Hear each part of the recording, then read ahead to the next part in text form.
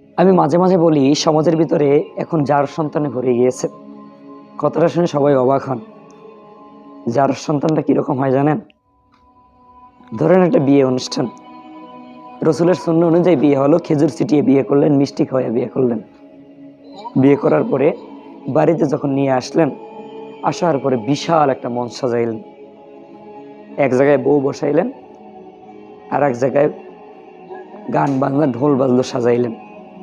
বক্সের ভিতরে ডেস্কের ভিতরে গান বাজতেছে। এখন এই যে গান বাজনা আপনি বাজাইতেছেন, এই গান বাজনাটা কোন নবীর সুন্নাত? কোন কিতাবে আছে গান বাজানো ইসলামে জায়েজ? কোন হাদিসে আছে নবী গান বাজাইতে বলছেন বিয়ে চূড়ায়? কোথাও পাবেন না। এখন আমি বলতে চাই এটাই, একটা বিয়ে নবীর সুন্নাহ অনুযায়ী হয় ঠিকই, বাট বিয়ে কবুল বলার পর সমস্ত কিছু শয়তানের খাসলা।